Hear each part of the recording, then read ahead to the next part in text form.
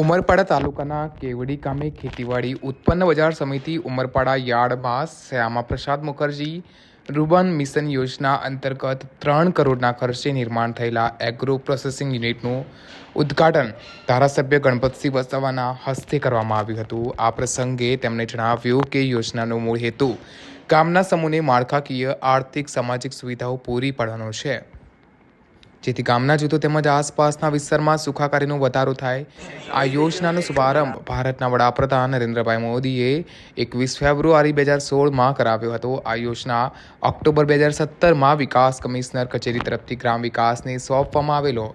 અને આ યોજના માટે સુરત જિલ્લાના ઉમરપાડા તાલુકાની પસંદગી કરવામાં આવી અને આ હસ્તે વર્ષ 2021માં ભૂમિપૂજન કરવામાં આવ્યું હતું। એગ્રો પ્રોસેસિંગ યુનિટ અંતર્ગત soya processing unit, rice mill, atta making plant તેમજ દાલ મિલ થકી એગ્રો પ્રોડક્ટનું વેલ્યુ એડિશનલ થનારું છે, જેથી ખેડૂતોને પોતાની ઉપજનું સારું વળતર મળી રહેશે। તો ઉમરપાડા તાલુકા પંચાયતના પ્રમુખ રમેશભાઈ વસાવા, તાલુકા પંચાયતના કારોબારી અધ્યક્ષ ગુલાબભાઈ વસાવા, શાસક પક્ષના નેતા રવિસિંહભાઈ વસાવા, દંડક મોગરાબેન વસાવા, ઉમરપાડા તાલુકા પંચાયતના માજી ઉપપ્રમુખ વિપુલભાઈ વસાવા,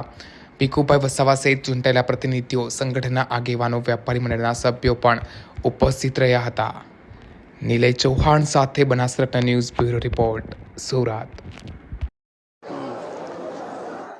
મિત્રો, આજે ઉમરપાડા તાલુકાના કેવડી ગામે એપીએમસી દ્વારા 3 કરોડ રૂપિયાના ખર્ચે જે પ્રોસેસિંગ હાઉસ જે તૈયાર કરવામાં આવેલું હતું યુનિટ, એનું આજે ઉદ્ઘાટન કરવામાં આવેલ છે। રાજ્યના મુખ્યમંત્રી શ્રી ભૂપેન્દ્રભાઈ પટેલ સાહેબનો અને દેશના વડાપ્રધાન શ્રી નરેન્દ્રભાઈ મોદી સાહેબનો આભાર માનીએ છીએ કે આપણા દેશનો જે તાત છે એવા ખેડૂતોની આવક બમણી થાય એવા એક લક્ષ્ય સાથે નરેન્દ્રભાઈ મોદી સાહેબ કામ કરી રહ્યા છે, ત્યારે એ સ્વપ્નને સાકાર કરવા માટે રાજ્યના મુખ્યમંત્રી શ્રી ભૂપેન્દ્રભાઈ પટેલ સાહેબની આ ગુજરાતની સરકારે ઉમરપાડા તાલુકા જેવા આદિવાસી તાલુકામાં 3 કરોડ રૂપિયા જેવી મોટી માતબર રકમ ફાળવીને આજે આ પ્રોસેસ હાઉસિંગની અહીંયા યુનિટનું જે ઉદ્ઘાટન થયું છે, એનો લાભ માત્ર એકલા ઉમરપાડા તાલુકો નહીં પરંતુ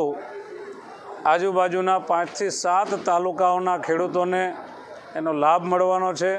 અને ખેડૂતોએ જે કંઈ ખેતરમાં ઉત્પાદન કરશે એ અહીંયા યુનિટોમાં પ્રોસેસ થશે,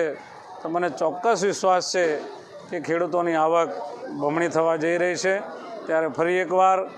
આ તાલુકાના ખેડૂતો વતી ગુજરાતના મુખ્યમંત્રી શ્રી ભૂપેન્દ્રભાઈ પટેલ સાહેબે આટલું મોટું જે કાર્ય ખેડૂતો માટે કર્યું છે એ બદલ એમનો ખૂબ ખૂબ આભાર માનું છું।